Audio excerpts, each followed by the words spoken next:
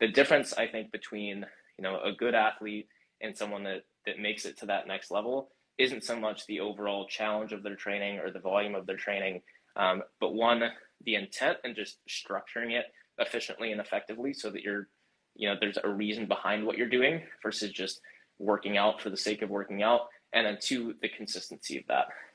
So anyone can go out there and do a solid, 2-hour training day from time to time or a couple of days a week.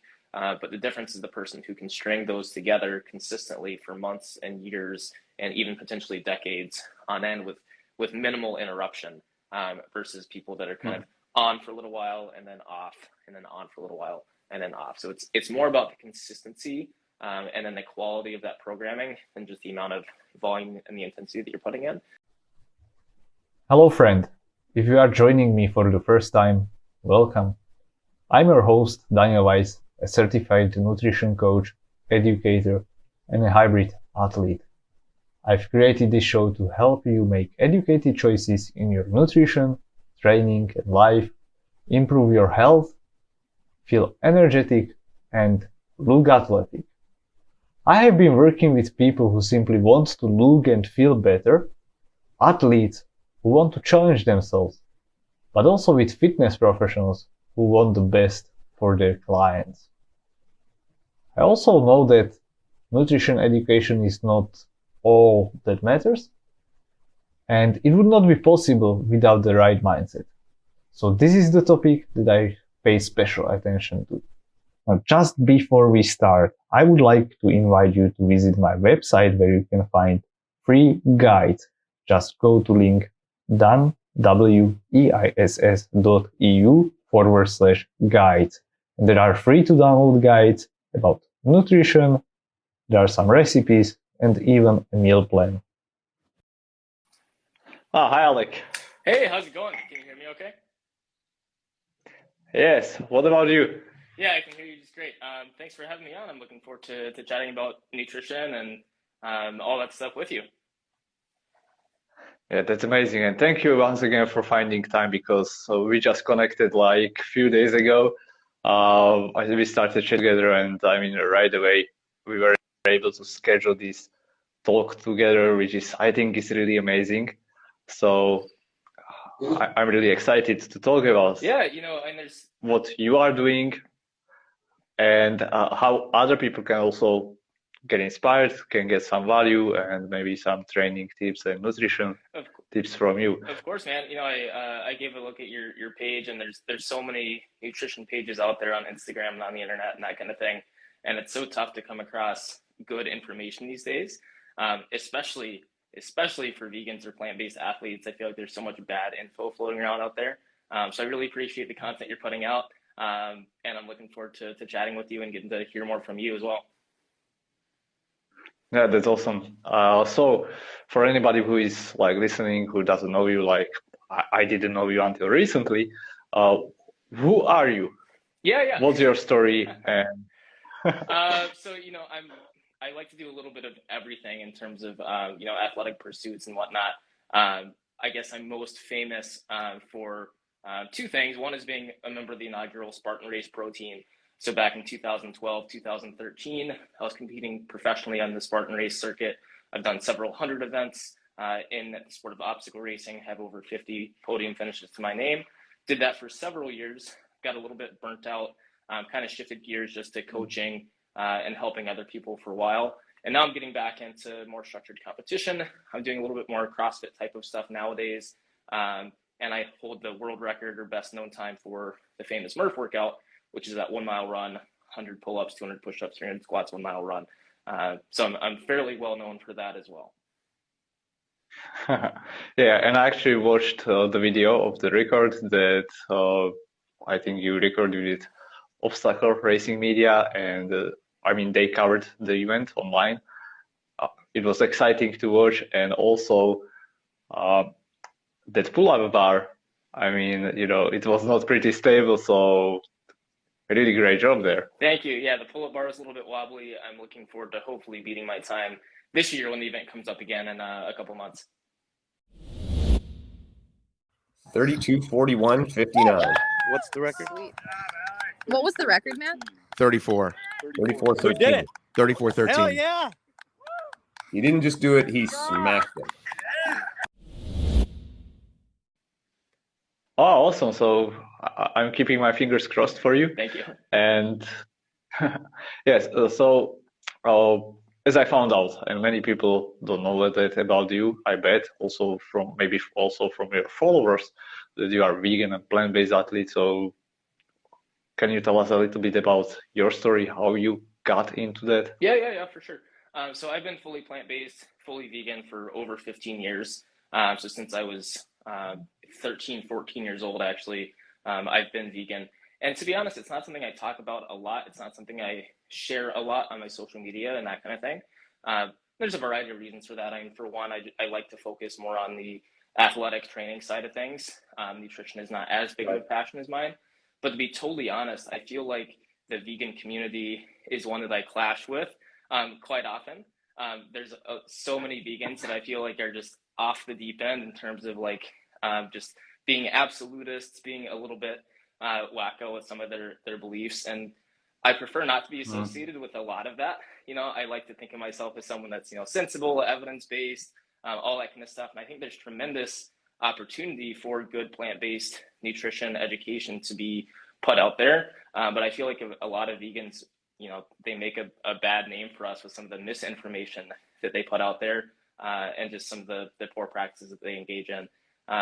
So I love to help people with it. I love to share how being plant-based or being vegan can be potentially helpful for you, your health, or the environment, or whatever it is. But I try to take a very sensible approach to that. Yeah, and that sounds exciting. And another thing is, like you already mentioned, you are focusing primarily on training, on that side of the equation. So you are a hybrid athlete, and that's like close to my heart because I also race Spartan. This is like my primary sport, but I'm also getting interested in more like high rocks training and these kind of things. So I also saw in one of your posts that moving from Spartan race more to high rocks, you had to put on more muscle mass, and that also allowed you to feel more athletic and strong and so on. And I see that many athletes, they just try to be leaner, lighter, especially when it comes to endurance sports. But people like, let's say you, they want to be like strong and fast and have also some kind of endurance. And also when I started this journey, my idea was I want to take on pretty much any challenge I want. I don't necessarily want to be like best marathon runner. I know I will not be the strongest person out there, but I want to have that kind of balance. So can you talk a little bit about that? Like what was your observation as you were also gaining weight and getting stronger, and how it influenced you? Yeah, so when I was competing in Spartan race and ultra marathons and stuff several years ago, I was regularly racing at 135 to 145 pounds or so, and now I'm closer to 165. So I've gained 20 to 30 pounds, or like 15 plus kilos. So I've gained quite a bit of weight, and that comes with just a shift in my training emphasis of intentionally trying to build a little bit of muscle with my training, but also a nutritional shift as well. When I first started thinking about performance nutrition, and I was competing in a lot of these events back in the day, I definitely tried to eat clean, which is something you've probably heard a lot, and a lot of people do. And there's nothing wrong with, trying to have a high quality diet and that kind of thing. But I think for me, eating really clean came at the expense of just getting enough calories to support some things I wanted to do. And naturally that did lead me to stay a little bit smaller, a little bit leaner, but I had a lot of difficulty actually putting on muscle mass while also engaging some of these really high volume endurance events. So as my training priorities shifted a little bit and my nutritional emphasis shifted a little bit, I moved away from super, super clean eating. I'm still 100% plant-based, but I'm not as, you could say orthorexic. I think that's a term that's fairly popular these days in terms of being very limited in what qualifies as good enough or clean enough or whatever. Definitely moved away from that kind of mentality. And that's made it much easier for me to actually feel appropriately and be the healthiest, best performing athlete that I can. Yeah, certainly. And also what did you mean when you wrote also about it, that you feel more athletic as you gained weight and maybe having more power? Has your health also changed in any way? I think I've never had any health problems, right, for my entire life as an athlete, and also very fortunate in that respect. I feel mentally healthier in the sense that eating is not something that I have to think about or expend a lot of mental energy on. Honestly, it's one of the last things I think about. I think so many people, especially athletes, are kind of constantly thinking about, well, did I eat enough here? Did I eat enough here? Was that healthy enough? Or, oh shoot, I shouldn't have eaten that. And to be honest, like that's not something that's part of my life at all. I hardly think about my nutrition for more than a couple minutes a day. Not to say that I eat like garbage or I don't have a good diet, right? But it's just so ingrained into my lifestyle in the form of just healthy habits and things that I do that it's not something I have to consciously think about. So if you did want to think about it in terms of my health, mentally healthier, yes, less stressed, yes. And I think that all leaves more, mental energy and capacity for stress. It can dedicate towards other things, more productive pursuits. Yeah, definitely. By the way, anybody who is joining and you have any questions, drop them down in the comments and we can answer them. So, for example, what I noticed is I started also training more like endurance and just running, and I was running more and more and more and more. Then I started adding some like workouts, but this was like bodybuilder kind workouts, right? So you are not training like a hybrid athlete, you are just putting two things together. And actually, at that stage, my health was worse than it is now, certainly. And that was connected also with what you just said, like trying to clean as much as possible or as clean as possible. Like not anything processed would not go. I was also making like energy gels at home and energy bars actually from beans. Yeah.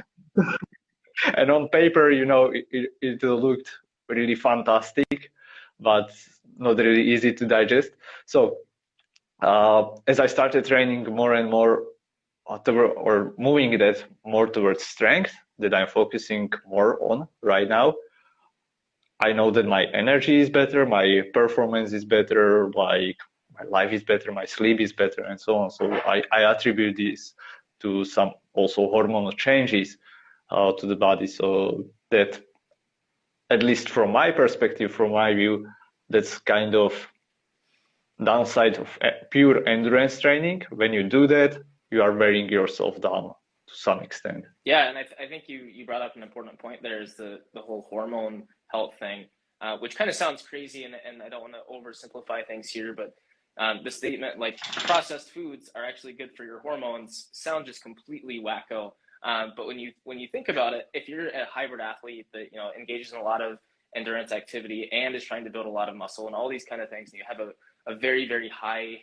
calorie intake or caloric requirement, if you're trying to put down 5,000-6,000 calories a day worth of kale and black beans, one, you're going to spend all day on the toilet.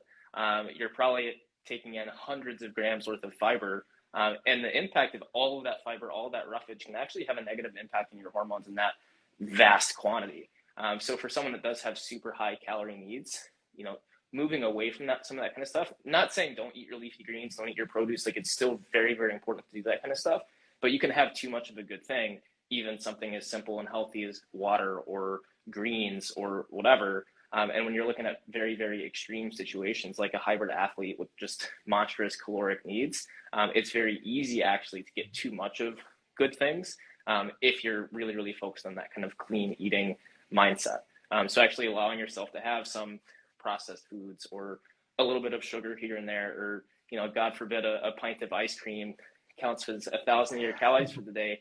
I'd much rather do that than, spend 45 minutes, on the toilet getting rid of 1,000 calories worth of kale. You know what I mean? Yeah, I know. or being bloated. Exactly.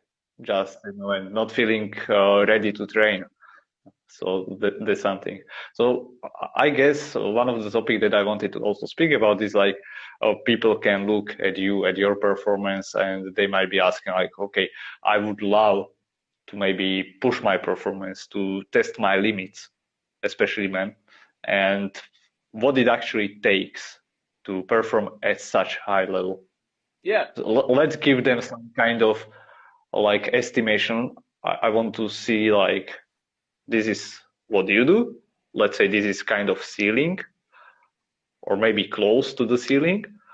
And then what an average person who is serious about their training, but also they are not professional athlete, what they can do, what they can Sure. realistically expect.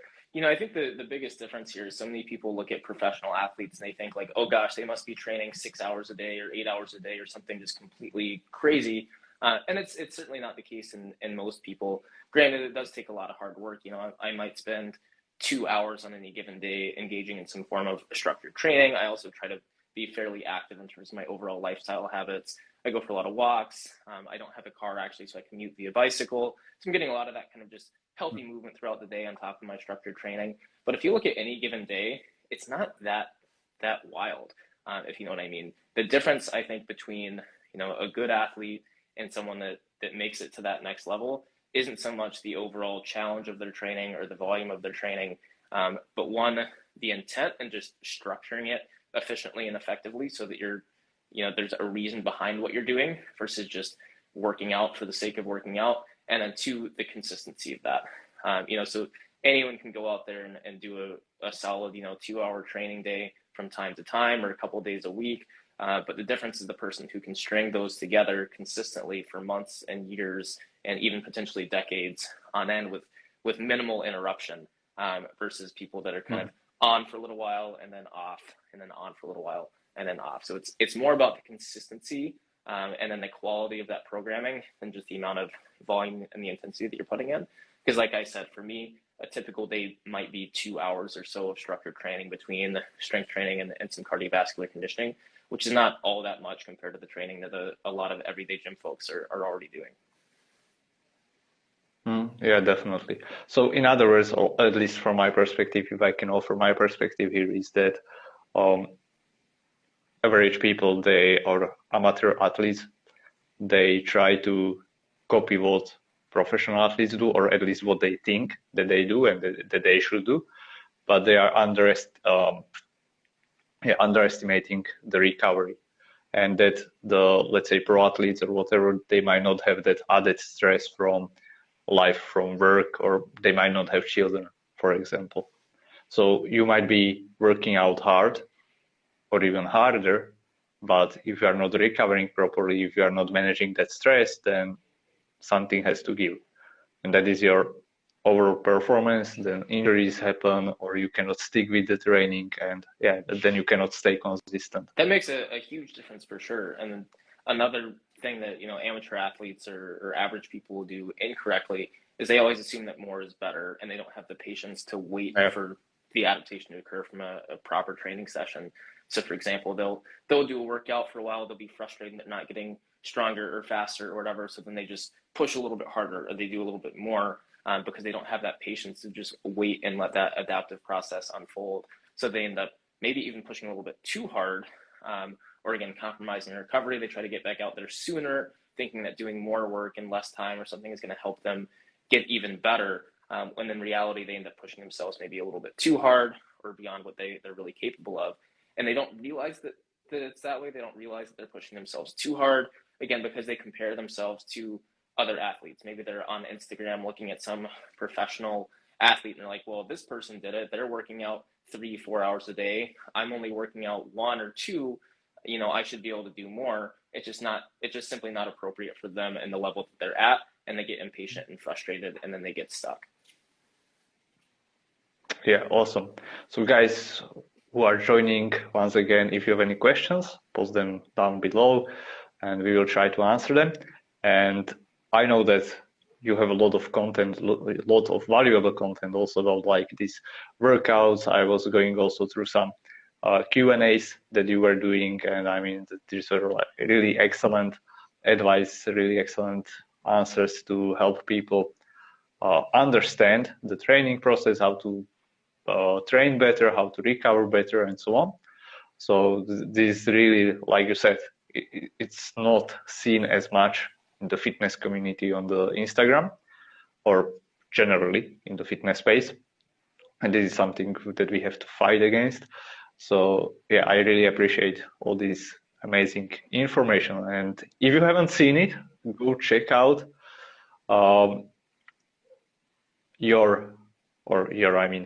Alec's account on Instagram, where he has all of these important information and stuff.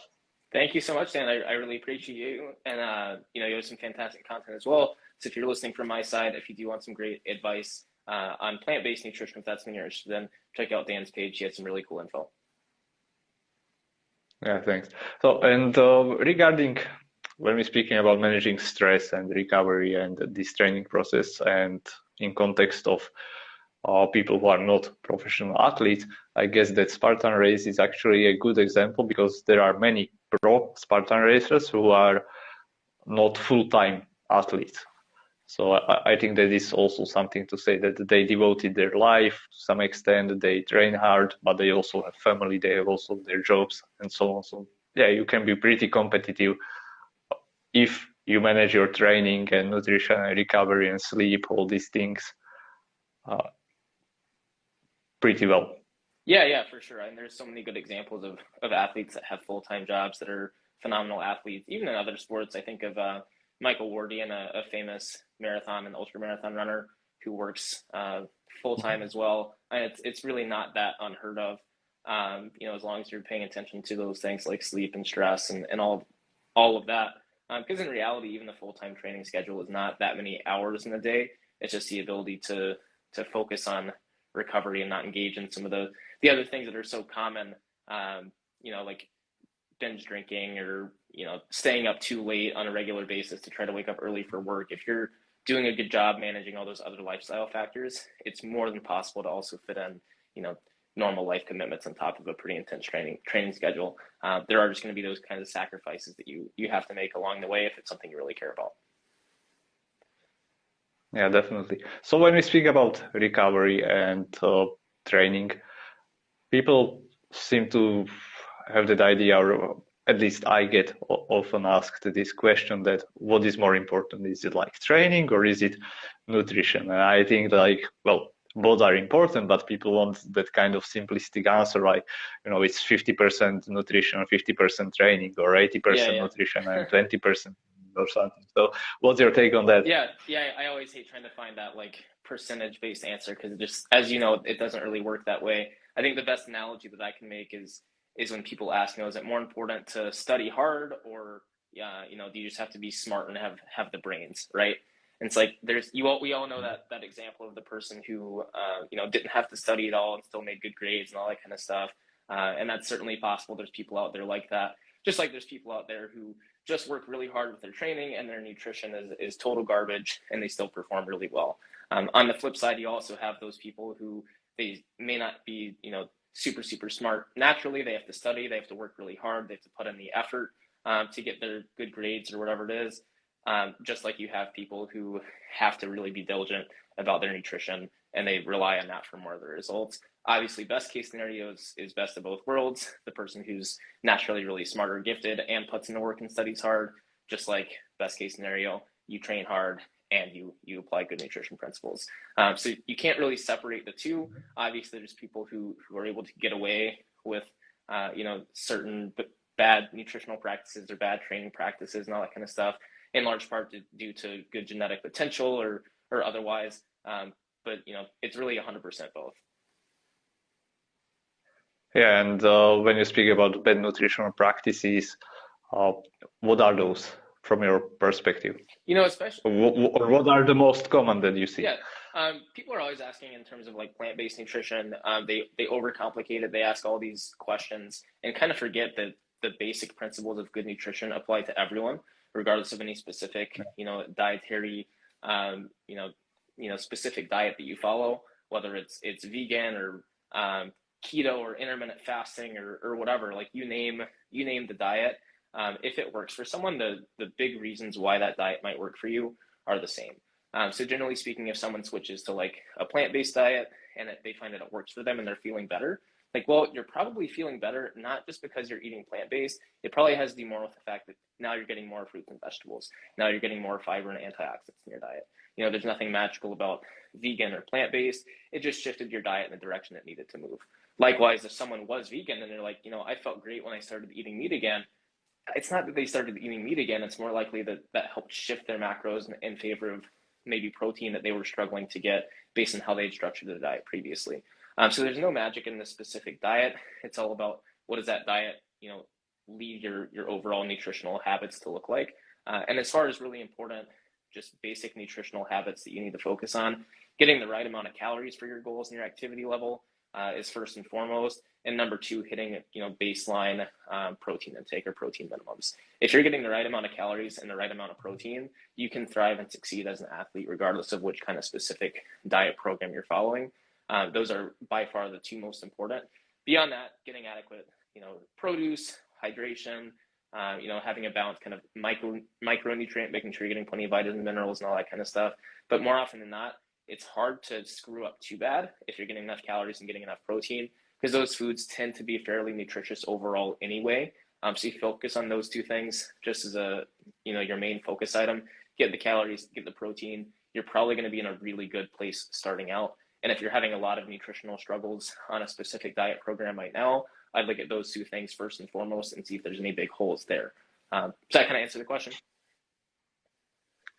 I guess you have. And when you speak about like big nutritional problems, it's like what I see specifically in vegan community, they often ask like, well, I feel tired. Why is that? And people start commenting, it's vitamin B12, or iron. Supplement iron, supplement vitamin B12, or supplement calcium, or whatever it is, like these vitamins and minerals. And then you go deeper into the like, how long have you been vegan? Oh, for 2 days, right. for 3 days, Yeah. And like, well, it takes a few years to deplete your B12 stores, whatever it is. So it's probably not that, right? But people like these kind of answers, and they completely omit that, well, before you were eating 3,000 calories, now you are eating 1,000 because you are eating salads only. Right. Like, yeah. You often see some so yeah, look at the calories first and foremost. Yeah, you often see some sort of very big macronutrient shift whenever people change like a diet program, or even something as simple as they're just going to start any diet program. Like they start paying attention to what they're eating, they start tracking or journaling their food, whatever. That kind of conscious awareness of what they're eating often leads to fairly big changes. And maybe all of a sudden there's a huge drop off in calories, or their carbohydrate intake cuts in half when they actually start paying attention to what they're eating or whatever, and that leads them to feel a lot differently. Not to say that things like iron or zinc or B vitamins, not to say those things aren't really, really important, but like you said, people often feel tired or feel like negative effects from a certain type of diet that's a few days in before that stuff could possibly have any negative impact on how they feel or what their health is. And it often has, again, like you said, has to do more with like nutrition or changing calories, changing electrolyte balance or hydration or sudden drop off in carbs or something along those lines, more so than it does the actual quality of their vitamin and mineral intake. Yeah, totally. And I think there was a kind of interesting study they did on pro athletes, and it was like they reduced their micronutrient intake, specifically, I think, well, I don't remember clearly, but they wanted to demonstrate like what is the importance of micronutrients. And over 1 month, there was like no drop off in their performance, even though they were like micronutrient deprived. Right. So those things will definitely catch up with you over time, but in the short term, probably not a huge deal. And practically speaking, if you're hitting the macros you need to hit, as long as you're not eating, like a 4-year-old and relying on like just sodas and straight cooking oil and, just like absolutely bizarro stuff to fuel yourself. If you're eating a reasonably healthy diet, by anyone's standards, something that seems reasonably healthy, and you're hitting those macros you need to hit, you're probably not going to be too far off. And of course, take a multivitamin or something like that. It's a good insurance policy. I'm not going to say not to do those kinds of things, but if you're, sticking to some basic healthy habits, like take a multivitamin, take some omega-3, eat just a reasonable amount of fruits and vegetables and hit your macros, you're probably not going to have a lot to worry about outside of, specific, medical conditions or, health problems along those lines. So actually, that's going to be an interesting question. What are your macros? Like I said, I don't think about my nutrition all that much. I have a general idea of where they are at intuitively, just from like past periods of tracking and things along those lines. I'm probably around 200 grams of protein, 500 to 600 grams of carbs, and 150 grams or so of fat on any given day. It could probably vary quite a bit depending on the day to day. I tend to be fairly high fat, fairly high calorie overall. I'm on my feet all day for work. I tend to get 20 to 30,000 steps most days. Plus I commute on the bike. Plus I'm training for 1 to 2 hours a day.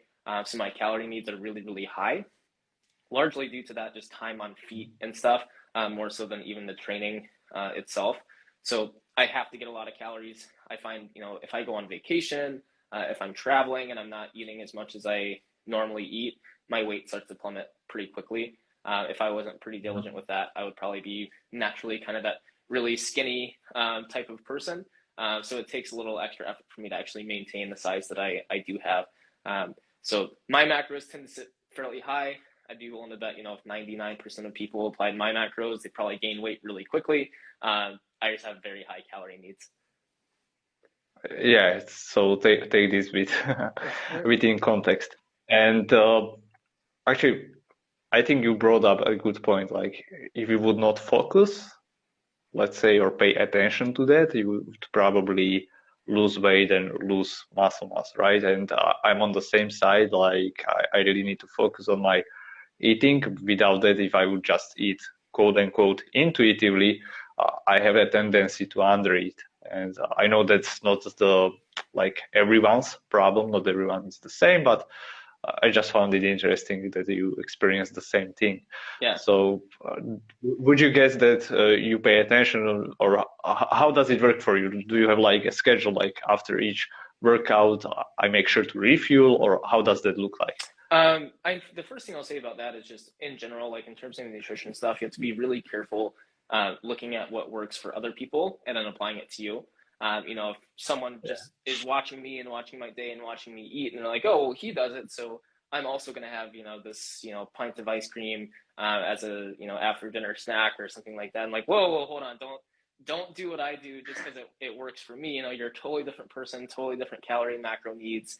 So just be really careful when, especially just on the internet, watching, high level athletes and what works for them, going to be a totally different situation, for you. That being said, I just basically eat to hunger. If I'm hungry, I eat, and I tend to go on the side of eating to a little bit over full. If you think about that, like how full are you on a scale of 1 to 10 when you finish eating? That 7 or 8 is, full but not uncomfortable or something like that. I just tend to eat on the upper end of that. So if I'm trying to actively build muscle and gain weight, I try to make sure I'm on the top end of that, maybe eating to that 8 or a 9. If I am trying to cut weight or lean out for whatever reason, I'll eat on the bottom side of that, so maybe to like a 6 or a 7. And for the most part, that's about as dialed in with my nutritional approach as I ever get. I've done more detailed kind of tracking periods in the past. I have a fairly good sense of what that looks like and what it should feel like when trying to gain versus cut. So I'm able to do that fairly intuitively at this point. That doesn't mean that will work for everyone else either. A lot of people are very disconnected from some of those hunger and fullness cues and that kind of thing. And they need, some of those numbers on paper to get a sense of, oh, that's what, this amount of food looks like and feels like, etc. So if you don't have a lot of experience with it, I think there's tremendous value in doing like 5 to 7 day tracking periods where you look at actually how many calories are going in, how many grams of protein are going in, and that'll help you kind of fine tune some of those internal cues that you can pay attention to for more of a sustainable long-term approach to nutrition that you can auto-regulate on your own. I think this is like a really excellent advice because, these hunger fullness cues can be really skewed. It can be really, people generally don't have that kind of good sense of how much to eat or how to interpret hunger and fullness, right? Especially that I see that specifically among women, they go a long time feeling like tired, irritated, headache, and so on, which is hunger. And they don't interpret it as a hunger. So yeah, there needs to be some work done, and especially if you are experiencing something like that, and if you are changing your diet. Exactly. So that's also. Yeah, you see a lot of people, there's a lot of talk on And the internet these days about intuitive eating and like you don't need to track, you don't need to do any of this, just like listen to your body and that kind of thing. And I think it's well intended, but there's so many people that just don't have a clear idea of what that means. They're like, what do you mean just eat yeah, if I'm hungry? Like I'm always hungry or something like that. You know, people don't have a clear understanding of what those internal cues really feel like. So intuitive eating just doesn't make a lot of sense for someone that's so disconnected. So it's kind of something you have to work towards over time. But once you get there, once you get to a point where you can eat intuitively, I think that's a fantastic approach. Some people just aren't ready for it. yeah, totally. And it's like really one of my favorite topics. As I said, that's the kind of idea that I had when I started, but I could not do it in the beginning. And I still need to be not really intuitive, but mindful or intentional about how I eat. So that's a little bit different perspective on the intuitive eating side. But what are maybe your staples in your diet or favorite foods? Yeah. Um, I generally rely on during the day when I'm busy at work and that kind of thing. Like protein shakes and smoothies are a really helpful convenience food for me because it's simply not practical logistically for me to always be cooking and meal prepping and all this kind of stuff for every meal I have throughout the day. So during some long stretches of work where I'm on my feet a lot, I might have a protein shake or two regularly just because it's simple, it's easy, it doesn't take a lot of time, and it's not a lot of added stress for me. Outside of that, some staples for me, I honestly love like Indian food, Thai food. I either make or go out to eat for a lot of that kind of stuff. I love restaurant food, and that works for me because I can handle the calories. And then wherever I'm going, I tend to ask for like an extra protein portion. So I'm going out to eat like double tofu or extra beans at Chipotle or something like that, right? So I tend to go out to eat quite a bit. But I like a lot of like vegetable curries and things along those lines. And then again, I do rely on a lot of those convenience foods during the workday, just because it works for me. Oh, do you like potatoes? I like French fries. If I was gonna, talk about Uh-huh. one like kind of unhealthy food, if you will, or something that's a little bit higher in like refined oils and whatnot, it's hard for me to turn down a good side of French fries. Okay, I meant more like other kind of potatoes, which are just maybe cooked or dishes that contain. Oh yeah, potatoes, rice. I mean, those are some of my go-tos in terms of carbs and that kind of thing. Um, but I don't have any strong preferences one way or the other, you know? The reason I'm asking is because, like, I'm from Slovakia and our national food is potatoes with sheep cheese, fermented sheep cheese, actually. It's really good, but we have a vegan version of that. And I wanted to send you a recipe for that to try it out. Oh, totally do. I'd be more than willing to give it a shot. Yeah, and it's quite simple to make. So, it's like shepherd's food, Yeah, very poor people's food. And uh, I think we made a great job of veganizing it. It's very easy to veganize it. that's awesome, man. Yeah. So thank you for your time once again. I really appreciate it. Maybe before we say goodbye, is there anything else that you feel like maybe we have not covered and that is important to mention? I don't think so, other than, if you have specific questions, if you're listening and you want to ask specific questions about like how much protein do I need or this or that or the other, don't hesitate to reach out and send us a message because I'm sure both of us would be happy to point you in the right direction of some great resources or answer any specific questions you have. So don't be shy. If you have questions that we didn't talk about here, please reach out and let us know.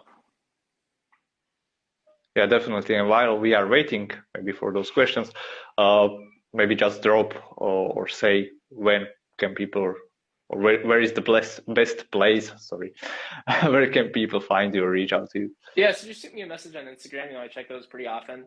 I also have my website, alecblenis.com. But if you're listening here, you can already just tap to find my Instagram page and shoot me a message there, and I'll get back to you as soon as I can. Yeah, awesome. So it seems, I don't know, I don't see any questions here. So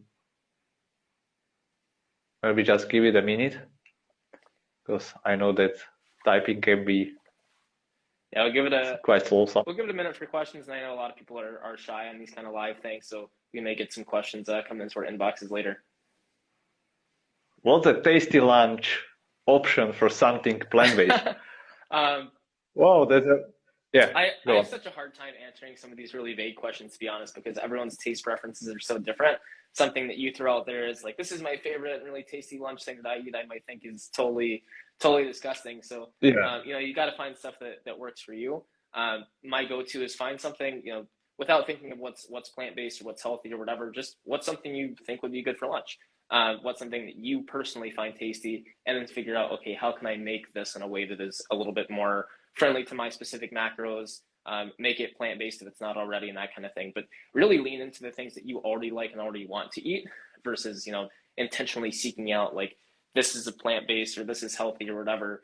Lean into those preferences that you already have, and then just try to tweak it to make it work for your nutritional needs.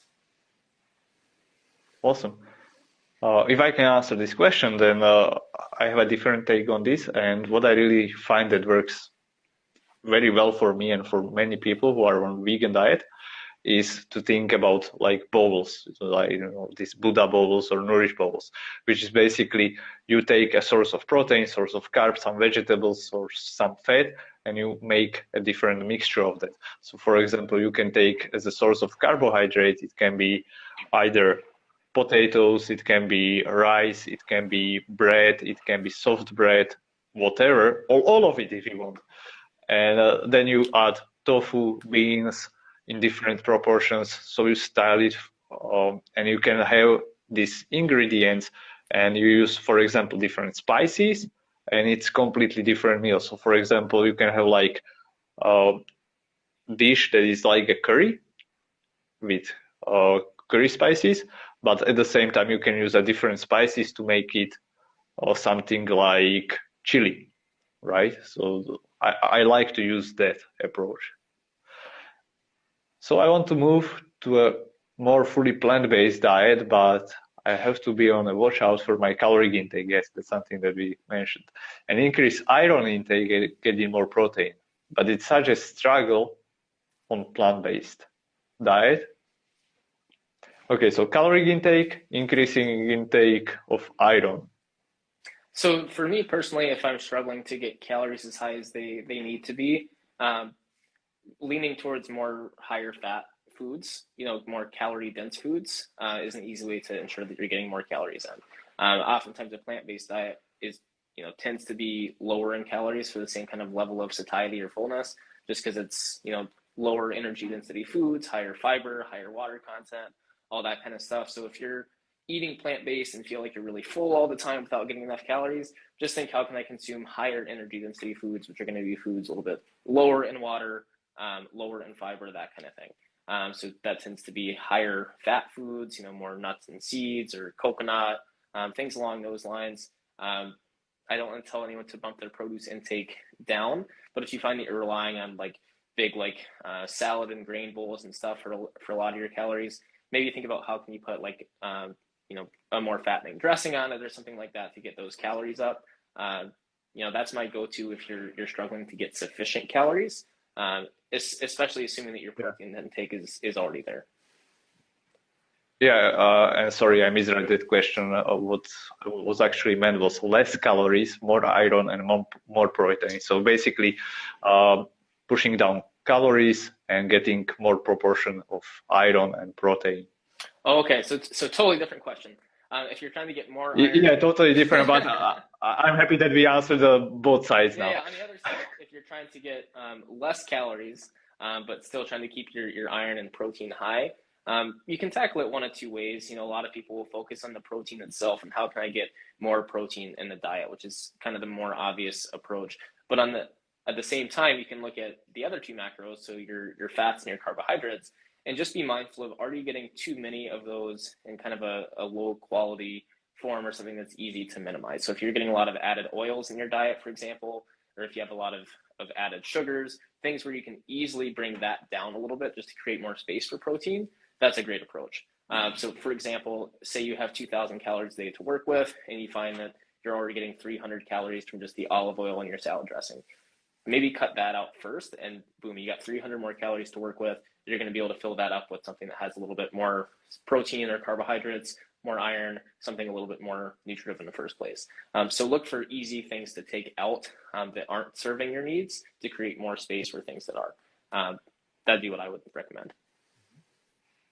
So I see this question very often, and let me preface this answer by saying that sometimes people are misguided by how much protein they actually need. So they, for example, there is a person who is like 100 pounds and they are trying to get 200 pounds of protein, which they might not need. So let's start by going about 1.6 grams per kilogram of body weight. I guess so that would be a good starting point for a person. And let's work on from there. Then we can, like you said, play with other macronutrients. First, I would go or take away from the fats, because the sources on a plant-based diet that are rich in protein are also rich in carbohydrates. So that will make it easier for you to get, like, you have carbohydrates, you have also protein, and you are taking away from fat in that case. Then also you would probably want to use some maybe more processed food, for example, texturized vegetable protein, more tofu, more natto, and tempeh or something like that, or some more processed foods, even like Beyond Burgers or whatever it is. But I have something to be mindful about this. Oh, sorry. Because they are also somehow rich in fat. Yeah, go on. So what I'd like to add to that too is I've talked to a lot of people where they're struggling to get adequate protein, and they feel like this sense of guilt or avoidance, or like, well, I don't want to rely on protein powder, and they talk about it like this bad evil thing of like, I want to make sure that I don't have to rely on protein powder to hit my protein needs. And it's like, well, why not? Like if you're a little bit shy on your protein needs, just throwing in a scoop of protein in some water and like now you're good, versus having to completely stress and rearrange your diet and make all these changes that are really psychologically stressful, versus, hey, your diet's pretty darn close to fine, throw a scoop of protein on there and you're good. Is sometimes like a really, really simple approach. But people are very hesitant and resistant to that because they feel like they're doing something wrong, or they're like a bad vegan because they use protein powder or something like that. And it's just a really unnecessary restriction.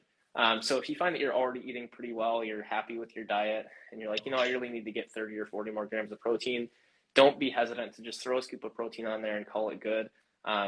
That's not necessarily a bad thing if you feel like the quality of your diet is otherwise solid. Yeah, and I wouldn't be also worried about health or negative health outcomes. One scoop of protein will not damage your kidneys or bone health or leach calcium out of your bones or anything like that. But these are topics on their own. Yeah. So hopefully we answered these questions. And yeah, by the way, iron. Also lentils and other legumes like soy products, they are rich in iron.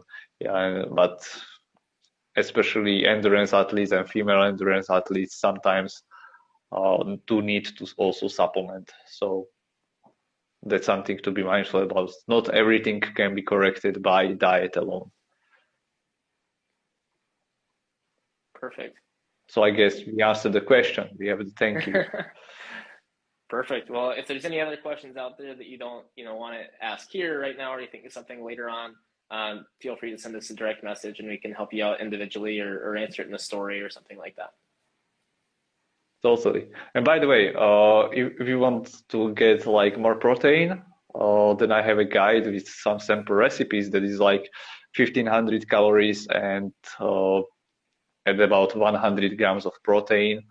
So it has also some room to put in more food or whatever.